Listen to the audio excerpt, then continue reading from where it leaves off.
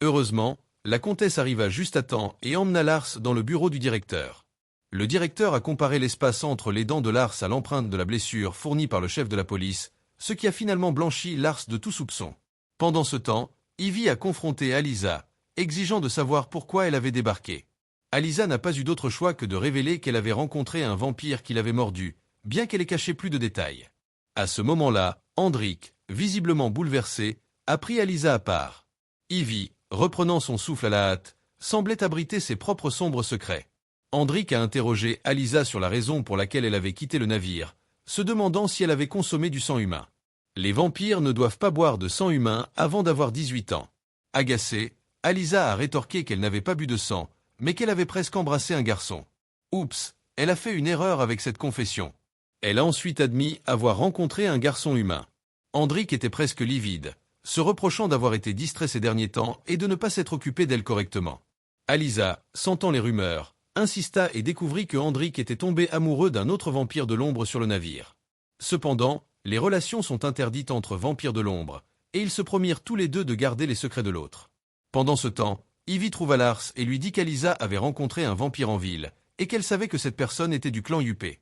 Il s'avéra que la Badgirl nommée Tonka portait une bague avec un rubis qui appartenait à l'origine à la famille d'Ivy. À ce moment-là, Alyssa arriva sur le pont.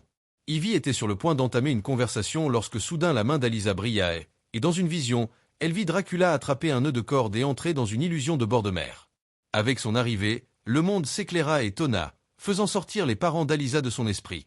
Elle se réveilla de la vision en larmes, et étrangement, même Dracula semblait ému. Quel pouvoir possédait cette fille?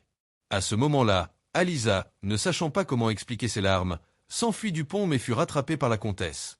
La comtesse emmena Alyssa dans son bureau pour vérifier ses dents, qui ne correspondaient pas aux marques de morsure de l'agresseur. Alyssa retourna dans la salle de classe où Lars et Ivy s'approchèrent, lui proposant de garder le secret sur ses pleurs. Lars savait que l'éclat de lumière était une étincelle magique, une force dont son père lui avait dit qu'elle pouvait anéantir toute la race des vampires. À ce moment-là, le comte entra dans la salle de classe, confirmant que tous les vampires du navire avaient été lavés de tout soupçon concernant l'agresseur qui avait mordu Alyssa. Quelqu'un n'était pas parmi eux. À leur insu, la chauve-souris se cachait dans la salle de classe, transformée en une petite souris sur le sol. La leçon d'aujourd'hui portait sur la capacité de la famille Pugh à communiquer avec les animaux, enseignée par l'air.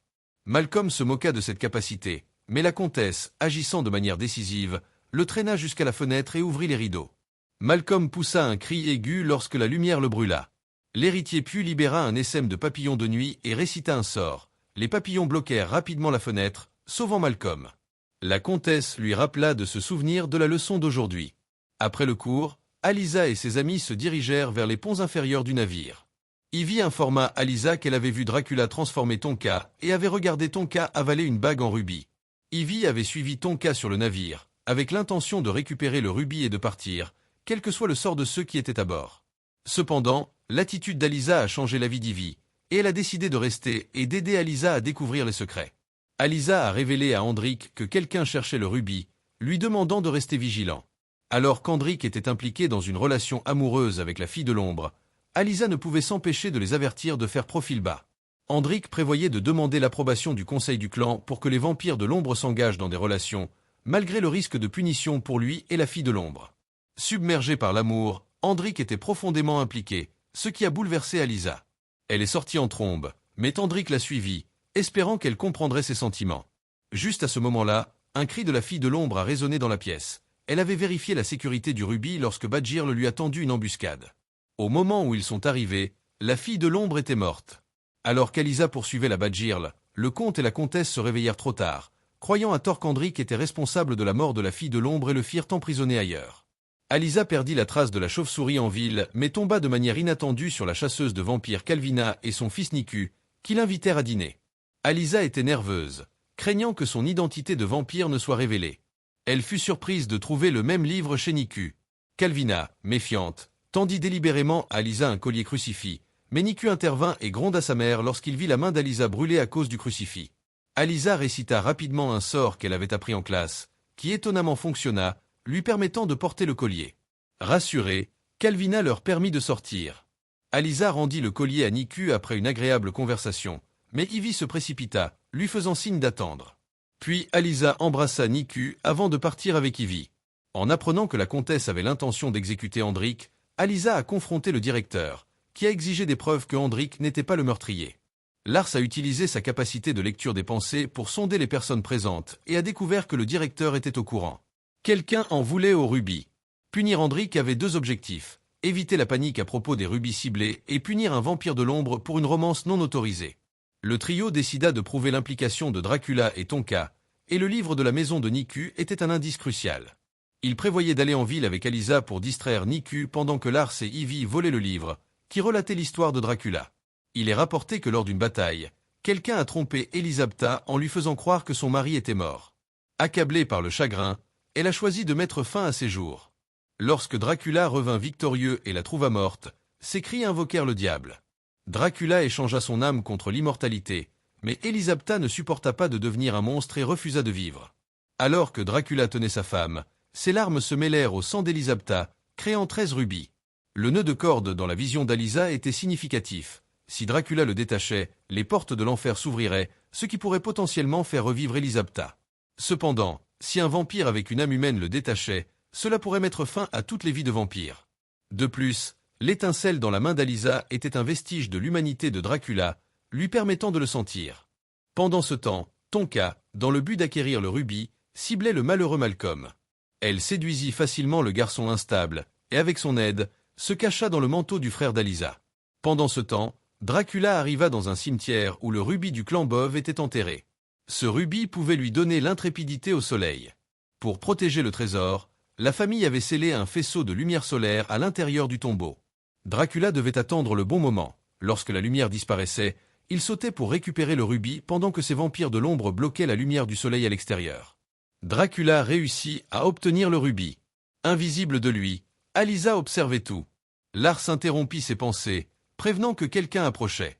Bientôt, la directrice apparut, lui demandant d'accompagner Hendrik dans son dernier voyage. Alors que la foule regardait, Hendrik marcha sur le pont. De manière inattendue, le frère d'Alisa serra la comtesse dans ses bras. Il s'avéra que c'était la batte dans sa poche, provoquant des méfaits. D'un mouvement rapide, le garçon arracha un rubis, et la comtesse, s'en rendant compte, se réveilla et se bagarra avec le garçon. Le rubis tomba au sol. Tonka en profita pour s'envoler hors de la poche, se transforma en humaine et attrapa la pierre. La comtesse se précipita pour lutter avec elle, mais personne ne fit attention à Hendrik sur le pont alors que le soleil était sur le point de se lever.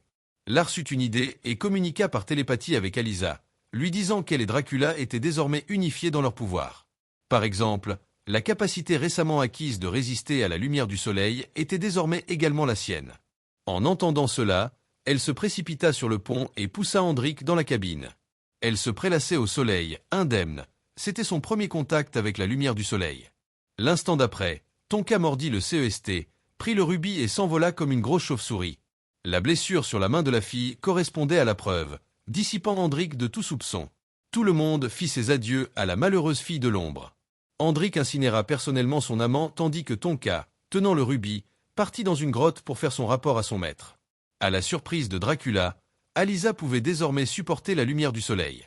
Il ordonna à Badgirl de continuer à voler des rubis et de garder un œil sur Alisa. Bientôt, Alisa entra dans une vision où elle vit Dracula parler sérieusement à l'esprit d'Elisabetta avec le rubis obtenu. Elle réveilla immédiatement le garçon aux yeux bleus et lui demanda quels étaient les pouvoirs du rubis de la comtesse. Les parents du petit garçon possédaient 2 rubis, l'un ayant été volé hier et l'autre permettant de communiquer avec les morts, ce qui fit comprendre à Alisa qu'elle pourrait parler à sa mère. Elle apprit à utiliser le rubis grâce au garçon aux yeux bleus, mais sa première tentative échoua. Au moment où elle s'apprêtait à quitter la cabane, découragée, l'esprit de son père apparut. Grâce à leur conversation, elle découvrit que son père biologique était humain, c'est pourquoi elle avait un cœur. Cependant, leur conversation fut interrompue en raison du pouvoir limité du rubis, mais Alisa était toujours ravie et partagea avec enthousiasme la nouvelle avec Ivy. Bientôt, Lars entra dans le restaurant, ignorant l'enthousiaste Malcolm, et se dirigea directement vers Alisa, inconscient de la déception de son ami. Les trois se rendirent au sous-sol pour confirmer les capacités d'Alisa, l'intrépidité au soleil, la natation, la conversation avec les morts et le contrôle des objets d'ombre. Ensuite, Hendrik a appelé Alisa pour lui demander pourquoi elle n'avait pas peur de la lumière du soleil, l'avertissant de ne pas être aveuglée par ses pouvoirs. Pendant ce temps, Tonka avait complètement contrôlé Malcolm, le tentant de boire du sang humain. Bientôt, un nouveau cours de télépathie a commencé, dirigé par les 2 sœurs du CEST, dans le but de découvrir les secrets d'Alisa. Alisa a subi le test de télépathie. Toutes ses pensées ont été exposées publiquement. Sa sympathie pour Ivy, son affection pour Lars et ses souvenirs d'un garçon humain mémorable, le tout révélé sans pitié. Humiliée, Alisa a versé des larmes, choquant tout le monde. Elle n'a plus pu le supporter et a frappé la sœur de Lars, puis a renversé une autre fille.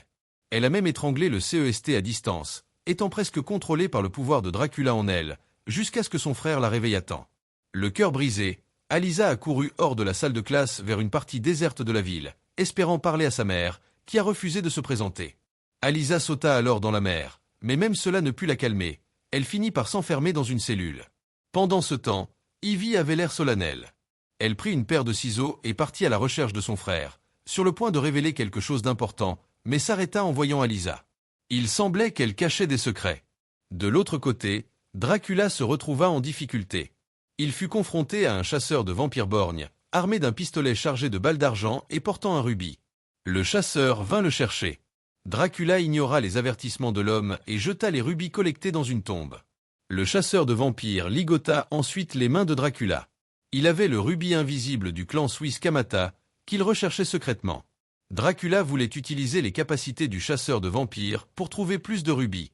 Pendant ce temps, Alisa fut forcée d'avouer sous l'insinuation d'Andric, mais elle cacha toujours l'affaire de l'étincelle magique. Alisa dit qu'elle ne pouvait plus sentir ses pouvoirs, indiquant que quelque chose avait dû arriver à Dracula. Tandis qu'elle parlait, elle commença à ressentir une douleur intense car le chasseur de vampires torturait Dracula, le poussant dans une pièce remplie de croix. Incapable de supporter la douleur, Alisa s'évanouit. Même Lars ne pouvait pas sonder l'esprit d'Alisa.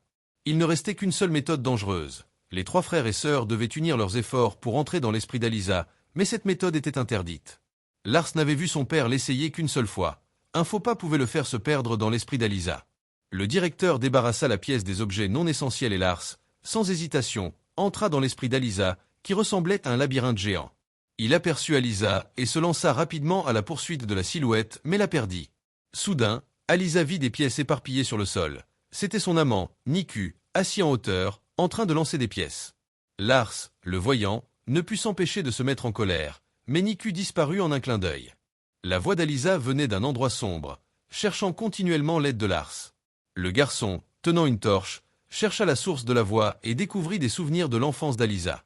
Sa mère, tenant la jeune Alisa dans ses bras, lui rappela qu'elle aussi détenait une étincelle magique. Mais l'instant d'après, ils réalisèrent qu'ils étaient surveillés et disparurent de l'endroit. Alors que Lars s'enfonçait plus profondément, il se vit embrasser Ivy, ce qui poussa la conscience d'Alisa à se demander s'il l'aimait vraiment parce qu'il embrassait maintenant quelqu'un d'autre.